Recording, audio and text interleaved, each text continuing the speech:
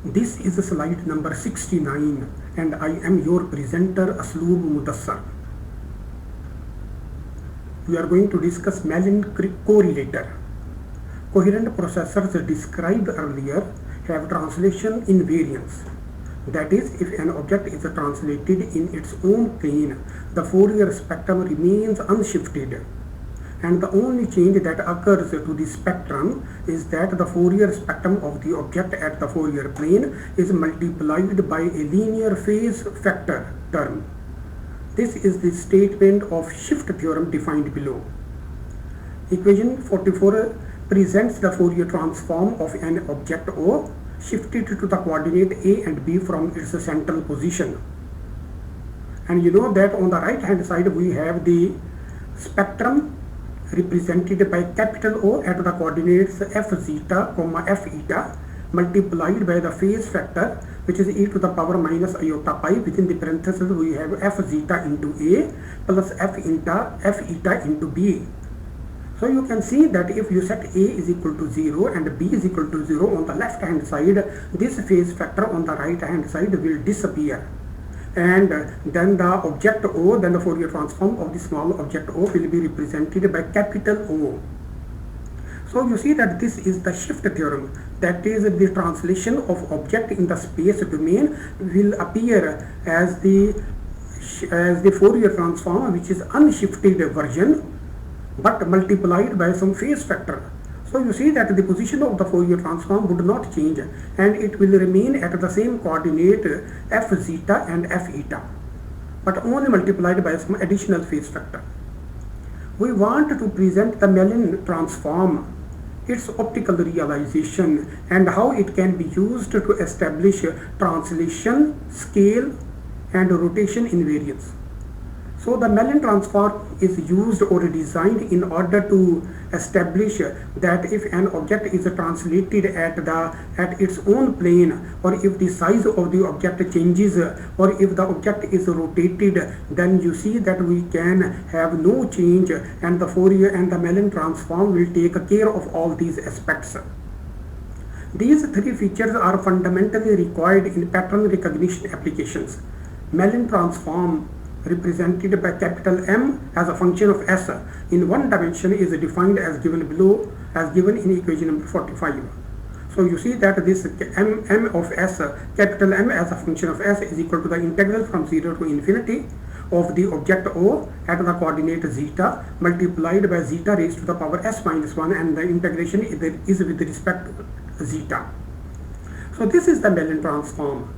Now we shall try to establish that this Mellin transform satisfies the above three properties. That is, the object O, if translated, then the Mellin transform, then the magnitude of the Mellin transform would not change. So if the object O changes its size, then even the Mellin transform would remain invariant, and similarly for the rotation we shall also prove that it is also rotation invariant. So let's proceed. The optical realization of the Mellin transform can be established if it could be linked with the definition of a Fourier transform. So you see that here there is very important factor. You know that in optical systems we can take the Fourier transform very easily, but we cannot optically implement the Mellin transform. So what we need to do is that we need to establish a relationship between the Mellin transform and the Fourier transform. In order to perform the set transformation, we introduce the following transformations for the equation number 45.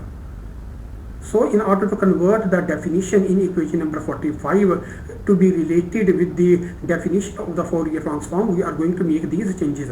That is, zeta will be replaced by e to the power minus x, and of course the derivative of d zeta will be replaced by minus e to the power minus x dx. So if the integral variables, if the integral limits will change from zeta is equal to 0 to zeta is equal to infinity, then of course the x will change from plus infinity to minus infinity as given in equation number 46. In addition to the transformation given in equation number 46, we restrict the parameter s to the imaginary axis, that is s is equal to iota 2 pi f.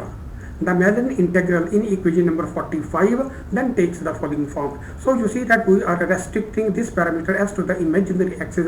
Then let's see that under the transformations given equation number 46 and restricting as to the imaginary axis, let's see how for equation number 45, that is the definition of the Mellin transform, would change.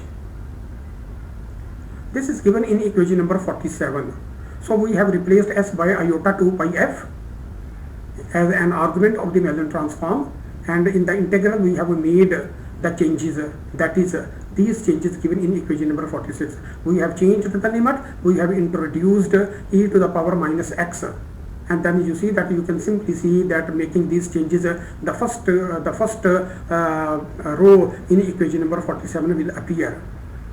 So this is just the second step is just the manipulation of the data, and in the third step we have again, you see that we have represented, we have substituted s by its value, which is iota 2 pi f.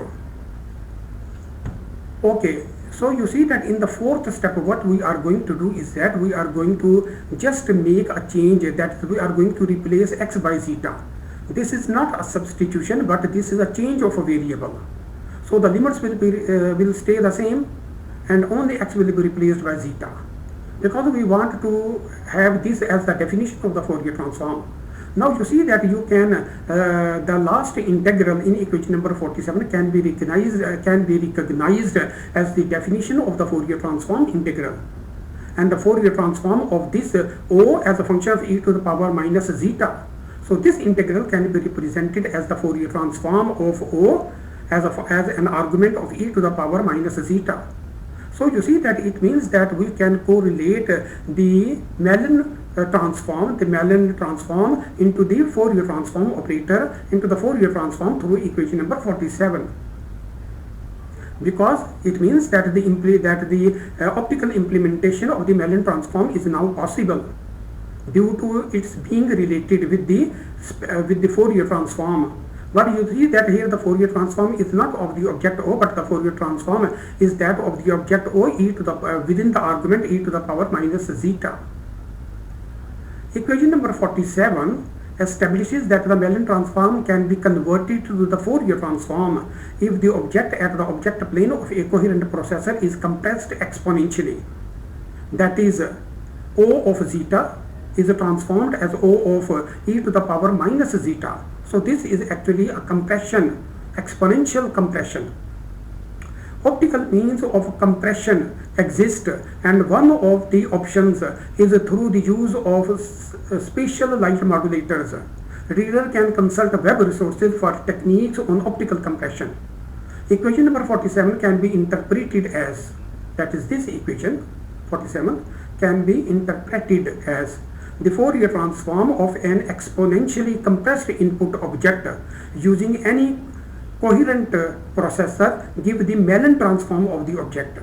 The validity of the shift theorem would ensure translation invariance of the compressed input. The translation invariance is thus one of the features of the Mellin transform.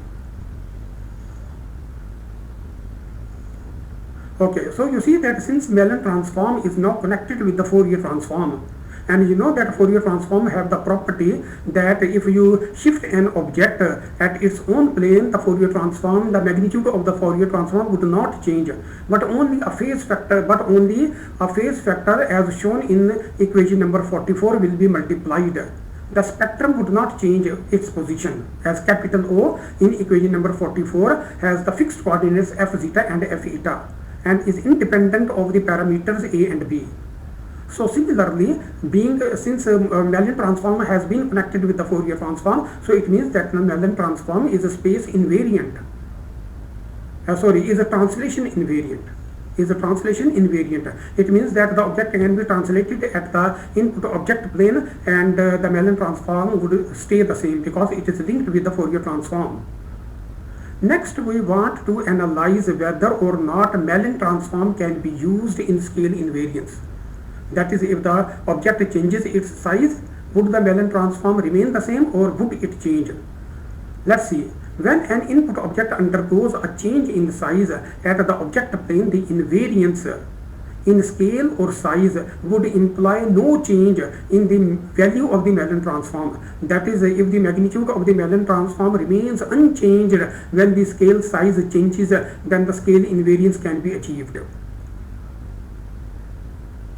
Assume that we change the size of the object O as a function of zeta in equation number 45 such that the new object becomes O as a function of A times zeta, where A lies in the range from 0 to infinity.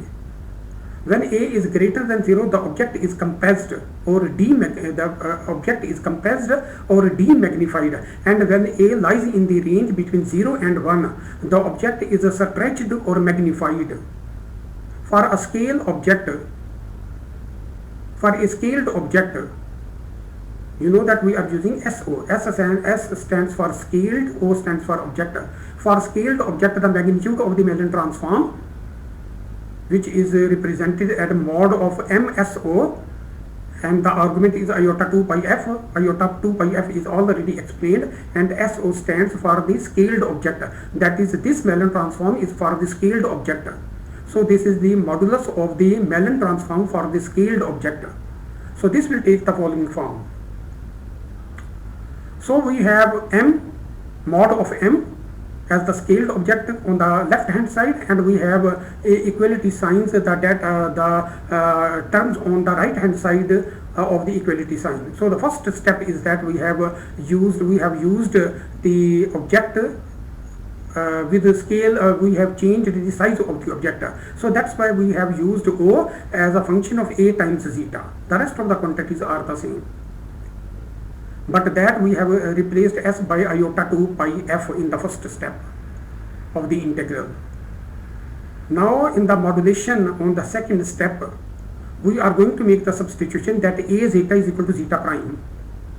So making these substitutions, changing the limits accordingly, and then evaluating the derivatives also, we have obtained the third step of this equation, that is equation number 48. And then you know that we have taken some quantities outside, that is A e to the power minus iota 2 pi f mod has been taken outside the main mod, and the main mod contains the integral of object O at the variable zeta prime, and then we have zeta prime raised to the power iota 2 pi f minus 1, and the integration is with respect to d zeta prime. Now you see that here we are making a change of a variable. We are not making any substitution, but just the change of a variable. That is, we are representing zeta prime by zeta. So you see that we have rejected the constant magnitude a to the power minus iota 2 pi f. We are rejecting this one, and we are writing only the main integral of concern. So we have the mod of in the second last step we have a mod of integral from 0 to infinity, and the O object as a function of zeta e to the power iota 2 pi f zeta raised to power iota 2 pi f minus 1. Integration is with respect to d zeta.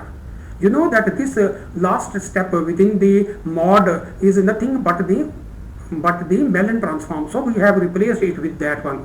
So the last step of the equation number 48 will read as the magnitude of the Mellon transform.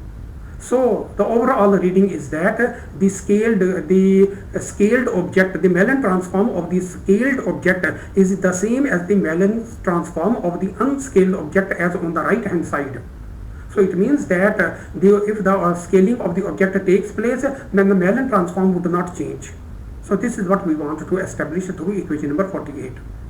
So equation 48 reveals that the magnitude of the Mellon transform does not change with the change in scale size of the input object and establishes a scale invariance. The optical implementation of the Mellon transform through Fourier of the compressed object using any of the coherent processor we have discussed earlier will lead to the scale invariance. Next we discuss the rotation invariance. So you see that so far we have proved two features of the Mellon transform is that it is a scale invariance, it is a translation invariance, and then we have proved that it is a scale invariance, that is the size would not matter. So now we are going to look at the issue of the rotation invariance. An object O as a function of zeta and eta is presented to a coherent processor in the form of its polar representation. OP, P subscript P stands for polar.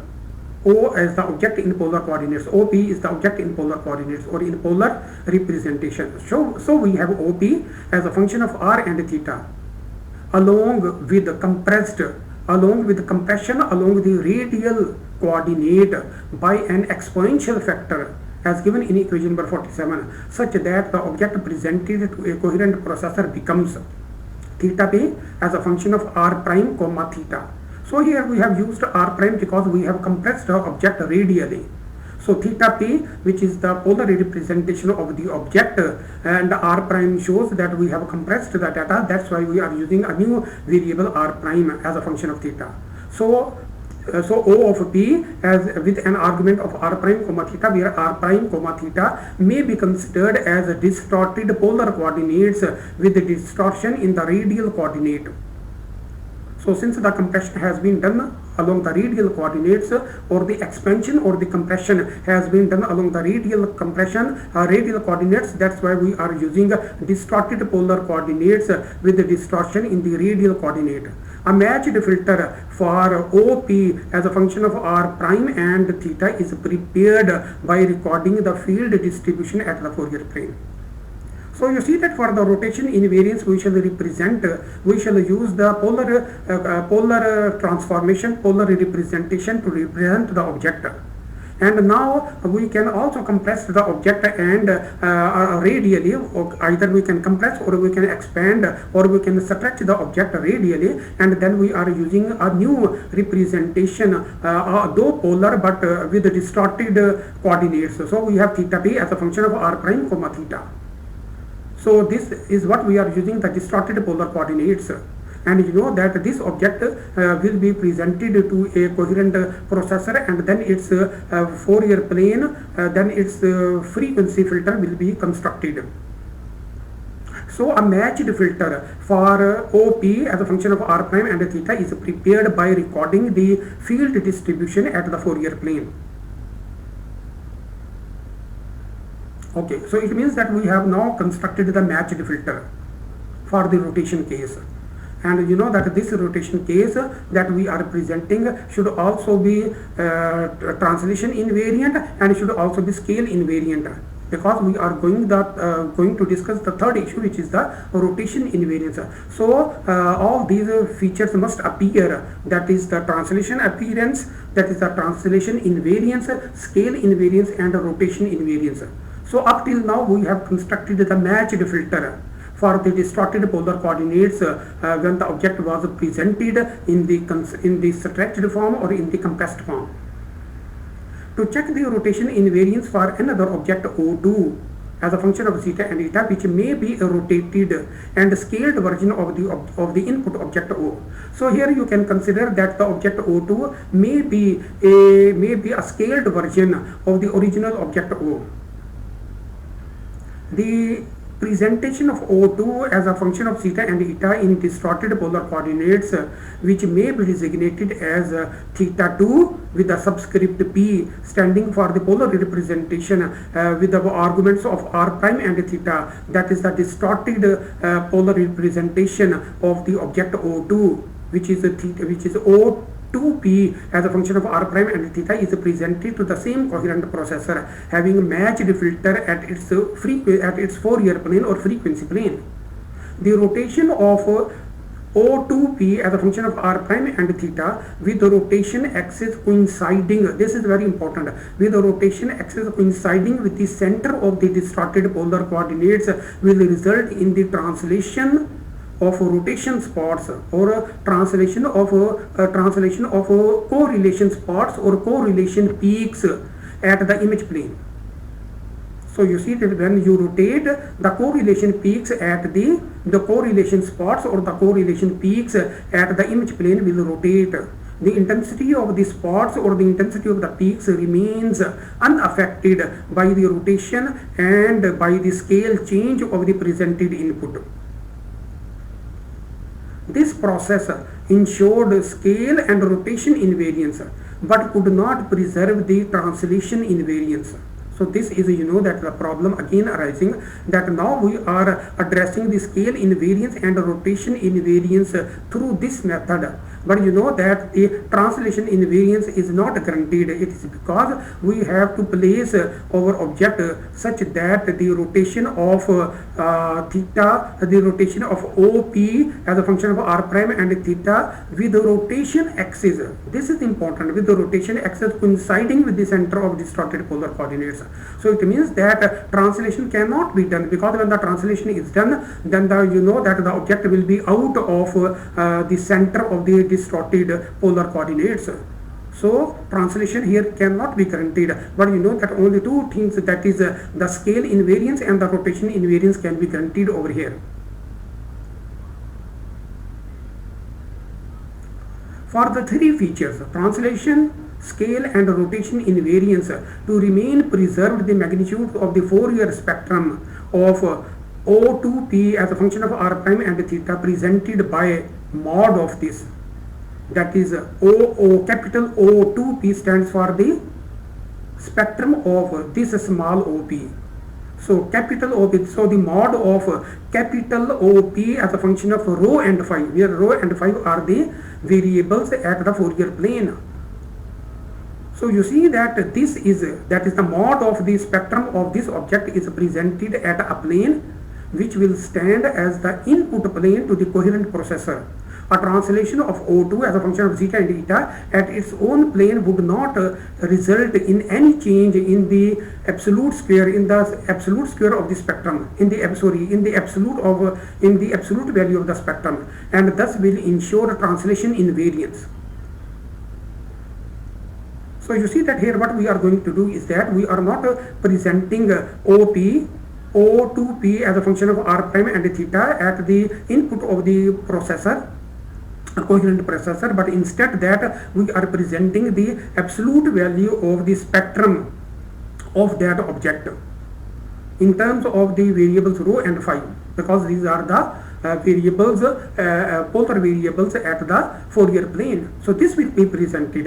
A translation of O2 as a function of zeta and eta at its own plane would not result in any change in the absolute value of the spectrum, and thus will ensure translation invariance. The other two, that is the scale and the rotation invariance, will remain preserved in the same way described above, due to the magnitude of the spectrum, that is the mod of capital OP as a function of rho and phi presented as input to the coherent processor. The linear phase factor associated with the translation of O2 will be cancelled out due to the mod of capital OP.